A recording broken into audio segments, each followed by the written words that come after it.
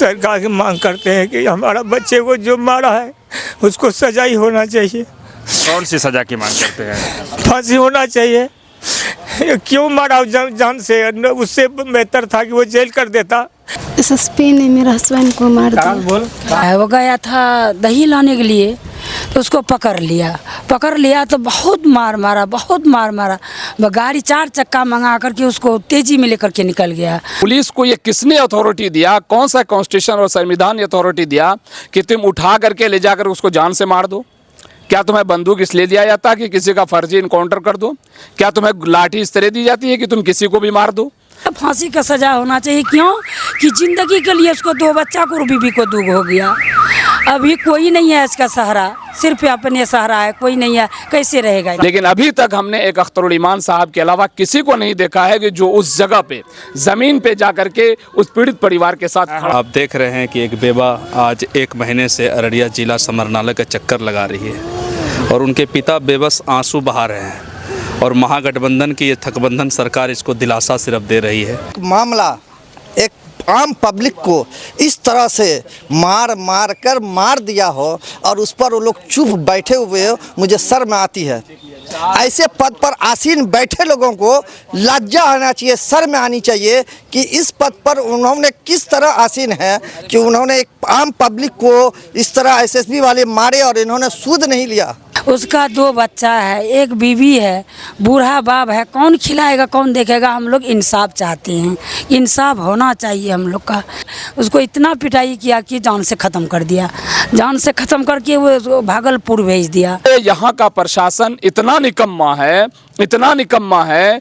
आज से कुछ दिन पहले डोरिया सोनापुर में बच्चा गुम हो गया, लेकिन यहाँ का प्रशासन में आज भी उनका माँ बाप दौड़ रहा है, भाग रहा है। पूरा देश आप घूम कर नेताओं को एक कर रहे हैं। प्रधानमंत्री बनने के लिए एक शहबाज को आप न्याय नहीं दिला पा रहे हैं, पूरे देश को आप न्याय क्या दिलाएंगे?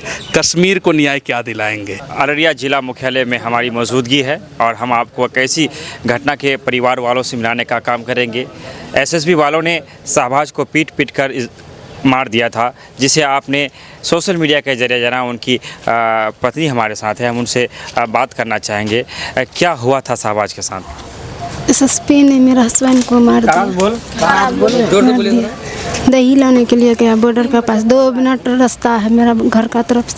दही लाने के लिए वहीं पर पकड़ के 6-7 आदमी उसको पीट के बेहोशी करके ले जाके लेटी के बॉर्डर में धर दिया। वहाँ से ले जाके सिकटी में थाना में भर्ती कर दिया। सिकटी थाना में? ये जो 6-7 आदमी कौन है? एसएसबी वाले थे? एसएसपी वाले मार के थाना में ले जाके भर्ती कर दिया। इसका आज आप लोग एसपी साहब से मिले, एसपी साहब की तरफ से क्या आश्वासन दिया गया अररिया एसपी की तरफ से? हाँ, वो बोला कि 6-7 रोज में हो जाएगा फैलान, हम करते हैं, कागज पत्र लगा दिए हैं, टेंशन मत लीजिए।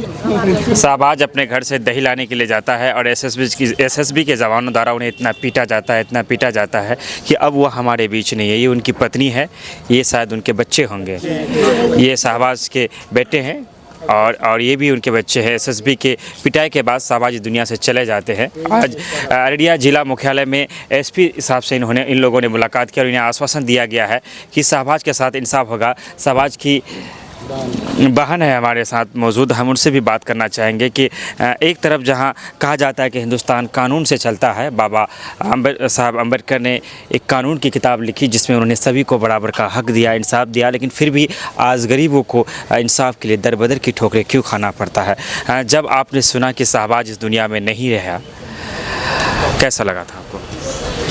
शहबाज हमारा भाई है, छोटा है हमसे, सबसे छोटा है। वो गया था दही लाने के लिए तो उसको पकड़ लिया तो बहुत मार मारा। वो गाड़ी 4 चक्का मंगा करके उसको तेजी में लेकर के निकल गया। वहाँ से मार के ले गया लेटी कैंप, वहाँ बेहोश ले गया थाना से क्या किया अररिया भेज दिया। हमको कुछ पता नहीं है। उसका 2 बच्चा है, एक बीवी है, बूढ़ा बाप है, कौन खिलाएगा, कौन देखेगा? हम लोग इंसाफ चाहते हैं, इंसाफ होना चाहिए हम लोग का। ये दोनों बच्चा लेकर के, बीवी लेकर के कैसे खाएगा? उसको जब कोई सामान का साथ नहीं गया, निर्दोष था, उसको इतना पिटाई किया कि जान से ख़त्म कर दिया, जान से ख़त्म करके वो भागलपुर भेज दिया।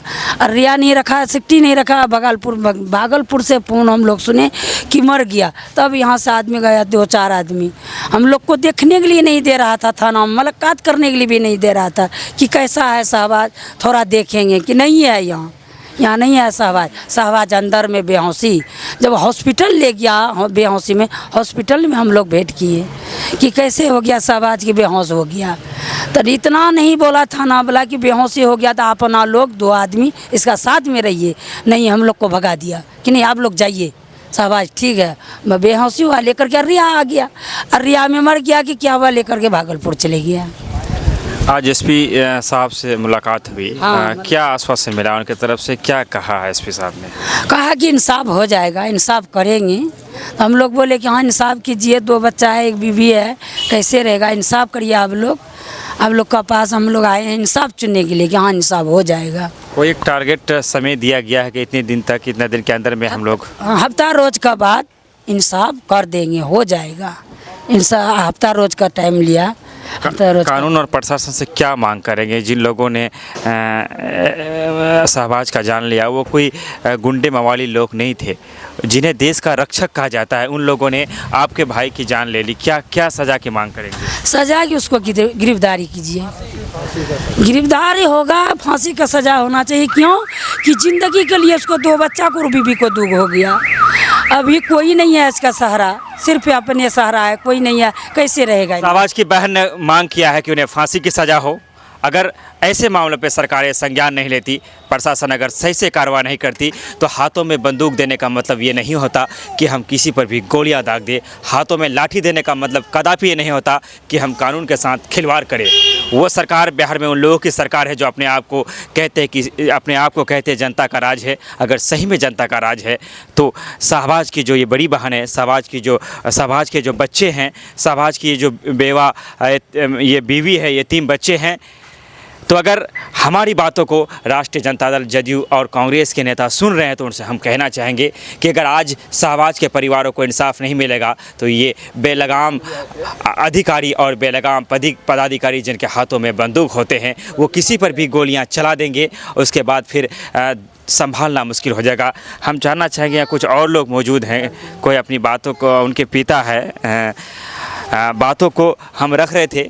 इस बीच इनकी आंखों में जो अश्क है वो आप देख सकते हैं। जिस उम्र में बेटा बाप को कंधा देता है, आपने अपने बेटे को कंधा दिया। शहबाज लौट कर नहीं आएगा, लेकिन सरकार से आप क्या मांग करना चाहेंगे? सरकार की मांग करते हैं कि हमारा बच्चे को जो मारा है उसको सजा ही होना चाहिए। कौन सी सज़ा की मांग करते हैं? फांसी होना चाहिए। क्यों मारा जान से? उससे बेहतर था कि वो जेल कर देता, उसको छुड़ा के ले जाते। नहीं छुड़ाते तो वो ज़िंदगी में जेल में रहता। मगर मारने का अधिकार तो सरकार नहीं दिया है किसी को कि मार दे हम डंगा करके, गौरू भैंस ऐसा। शहबाज के कितने बच्चे हैं? 2 बच्चे हैं। कितने साल हुए थे शादी को? ये बच्चा देख लीजिए कितना साल का होगा। चलिए, ये बातों को रख नहीं पा रहे हैं, चूँकि मैंने कहा आपके जिस उम्र में बेटा बाप के जनाजे को कंधा देता है, अगर उस उम्र में बाप को बेटे के कंधे को अगर अपने सर पे उठाना पड़े तो इस दर्द को वही समझ सकता है जो इस दर्द से गुजर रहे हैं। हम ज़्यादा उनसे बात नहीं करना चाहेंगे, चूँकि बातों को रखने के दरमियान मैं समझता हूँ वो सीना जिसमें एक दिल धड़कता होगा, आज वो गमगीन होगा कि किस तरह से हाथों में बंदूक होने का नाजायज़ फ़ायदा उठाया गया और शहबाज से उनकी ज़िंदगी छीन ली गई। किस तरह 2 बच्चे को यतीम बना दिया गया, किस तरह से एक बाप के आंखों को ज़िंदगी भर के लिए आंसू का तोहफ़ा दिया गया, किस तरह एक बहन से एक भाई को छीन लिया गया, किस तरह एक बीवी को एक दर्द का ऐसा तोहफ़ा दिया गया महागठबंधन के सरकार की तरफ से जिसे वो कभी भूल नहीं सकता है। चूँकि देश में राज्य में उन लोगों की शासन है जो कहता है कि यहाँ जंगल राज नहीं, जनता की राज है। उम्मीद करते हैं कि जनता की राज में शहबाज को इंसाफ मिले और जो दोषी हैं, जो एसएसबी वाले दोषी हैं, उन्हें फांसी की सज़ा मिले और उन्हें फांसी पर चढ़ाया जाए। ये तो परिवार वाले थे। यहाँ पे कुछ अररिया के गणमान्य लोग हैं जो कि अररिया में एक अपना पहचान रखते हैं, वो लोग भी साथ हैं। हम जानना चाहेंगे, लोगों से बात कराएं। सबसे पहले तबरेज़ साहब हमारे बीच हैं, हम उनसे बात करना क्या कहना चाहेंगे शहबाज वाले कान को लेकर के? सबसे पहले हम आप लोगों का शुक्रिया अदा करते हैं कि आप लोग अररिया ज़िला में आकर के इतना बड़ा मुद्दे को उठाने का काम किया है, और साथ ही साथ उनके परिवार वालों के साथ सहानुभूति हम व्यक्त करते हैं, और उनके साथ हम ये वादा करते हैं कि उनके संघर्ष में, उनकी इस लड़ाई में हम आखिरी दम तक साथ खड़े रहेंगे। और साथ ही साथ एक बात और आपको बताते चलें, अररिया में ये पहला घटना नहीं है, इससे पहले भी एक कस्टोडियल वायलेंस हुआ था, हम लोगों ने बहुत पुरजोर तरीके से उठाया था। एक थाने में पीट पीट करके मार दिया गया। और अभी जो एसएसबी वालों ने इस तरीके से किया है, आपको पता होगा कि दो ही जगह एक स्पेशल कानून है, एक कश्मीर में, दूसरा नॉर्थ ईस्ट में, उसका नाम है अफसफा। तो वो आर्म्स स्पेशल फोर्स एक्ट होता है, तो उसमें किसी भी महिला को, किसी भी आदमी को घर से उठा करके ले आ करके कुछ भी कर दिया जाता है। तो ये कानून के खिलाफ हम लोग जेएनयू में भी बोलते थे, दिल्ली में भी बोलते थे, और वो आज अपने गृह जिला अररिया में भी देखने को मिला। एक आदमी अगर कुछ कर रहा है तो पुलिस को ये किसने अथॉरिटी दिया, कौन सा कॉन्स्टिट्यूशन और संविधान ये अथॉरिटी दिया कि तुम उठा करके ले जाकर उसको जान से मार दो? क्या तुम्हें बंदूक इसलिए दिया जाता कि किसी का फर्जी इनकाउंटर कर दो? क्या तुम्हें लाठी इस तरह दी जाती है कि तुम किसी को भी मार दो? क्या तुम्हें कौन सा, हमको ये सवाल का जवाब देना पड़ेगा कि प्रशासन को, कि किसने तुम्हें ये औकात या किसने तुम्हें ये इजाज़त दी कि तुमने एक आदमी को, ना उसके ऊपर कोई चार्जेस है, ना उसके ऊपर कोई कुछ भी आरोप सिद्ध हुआ है, ना उसके ऊपर किसी तरीके की कोई आरोप प्रत्यारोप कुछ भी नहीं है, आप कैसे उस पर मार दिए? इसलिए यहाँ का प्रशासन इतना निकम्मा है, इतना निकम्मा है। आज से कुछ दिन पहले डोरिया सोनापुर में बच्चा गुम हो गया, लेकिन यहाँ का प्रशासन में आज भी उनका माँ बाप दौड़ रहा है, भाग रहा है और मतलब बिलक रहा है। और हम लोग सीमांचल में अररिया वो हंसी रखता है। आप उस एरिया में हम खड़े हैं जहाँ से मंत्री है, मंत्री शाहनवाज साहब का ये इलाका है, और सीमांचल के इकलौते मंत्री है, और ऐसे इलाके में इस तरह की चीज़ें हो रहे हैं और सरकार में है वो लोग, क्या कहना चाहेंगे? देखिए, यही तो दुर्भाग्यपूर्ण है, चाहे कोई भी हो। हमारा यही कंसर्न है कि हम लोग एक आम नागरिक हैं। यही है उस शहबाज जिनका समझिए कि मर्डर कर दिया गया, हत्या कर दिया गया, उनका पिता है, उनकी बहनें हैं, उनके 2 बच्चे हैं, उनकी वाइफ है तो एक मार्जिनलाइज सेक्शन से हैं, एक गरीब इलाके से हैं। ये तो बेचारे वोट देने के समय निष्पक्ष होकर किसी को अपना मत का मतदान कर देते हैं, लेकिन मंत्री, एमएलए, एमपी का हक बनता है, अधिकार बनता है कि उनके यहाँ जाए। लेकिन अभी तक हमने एक अख्तरुल ईमान साहब के अलावा किसी को नहीं देखा है कि जो उस जगह पे ज़मीन पे जा करके उस पीड़ित परिवार के साथ। हमारे बीच रहमत साहब है, जो कि हाल फिलहाल इसे अररिया जिले से अध्यक्ष बनाए गए हैं ऑल इंडिया मजलिस इत्तेहादुल मुस्लिमीन की तरफ से। हम उनसे बात करना चाहेंगे। ये सारे लोग हैं, आज परिवार वाले एसपी साहब से मुलाकात किए। क्या एसपी साहब ने कहा कि 7 दिनों के अंदर, हफ्ते दिन के अंदर जो मुजरिम है वो सलाखों के अंदर होंगे।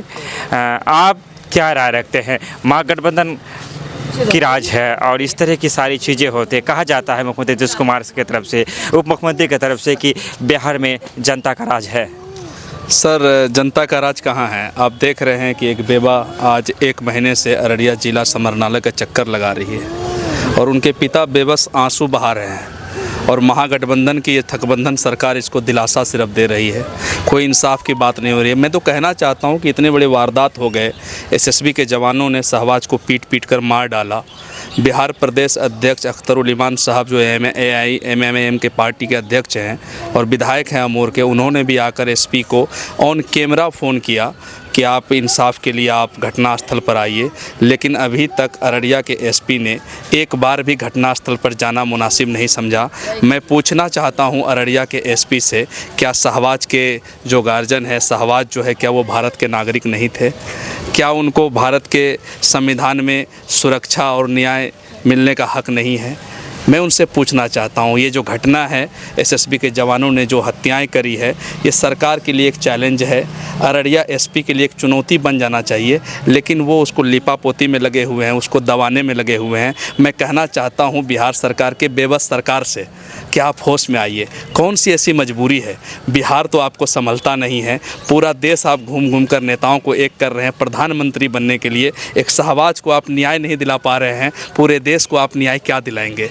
कश्मीर को न्याय क्या दिलाएंगे? कन्याकुमारी तक लोगों को आप बता रहे हैं कि मैं बिहार से चल कर आया हूँ, ढिंढोरा पीट रहे हैं बिहार के विकास का। ये शहबाज की बेवा है और उनके पिता के आंसू चीख चीख कर पुकार रहे हैं कि पत्ता पत्ता जख्म है, दर्द डाली डाली है, और ये पूरा अररिया पुकार रहा है कौन हमारा माली है, कौन हमारा माली है। तो मैं आपके चैनल के माध्यम से कहना चाहता हूं कि ज़रा सा भी लज्जा और शर्म अगर बची है महागठबंधन के सरकार को और बिहार सरकार के मंत्री को, अभी तक 10 किलोमीटर पे उनका घर पड़ता है, वहाँ पर नहीं गए। प्रदीप सिंह सांसद के पड़ोसी हैं, वहाँ नहीं गए। विजय मंडल विधायक के पड़ोसी हैं, वहाँ वो नहीं गए। अब बताइए किशनगंज से चल के, पटना से चल के अमौर विधायक जनाब अख्तरुल ईमान साहब घटनास्थल पर जाते हैं, पीड़ित परिवार की मदद करते हैं, उनके आंसू पोंछते हैं और उनके साथ एसपी पर दबाव बनाते हैं। लेकिन एसपी साहब ऐसे नींद में, गहरी नींद में सोए हुए हैं। मैं एसपी साहब को नहीं कोस रहा हूँ, हमें तो संदेह है कि ये बिहार सरकार ने इस मसले को दबाने का पूरा प्रयास किया है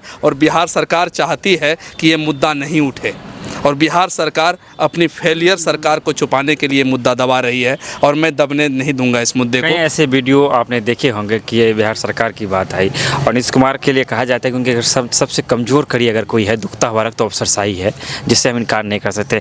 मंत्रियों ने सदन में कहा, विधानसभा में कहा कि प्रशासन हमारी बात नहीं सुनता है, विधायकों ने कहा कि प्रशासन हमारी बात नहीं सुनता है।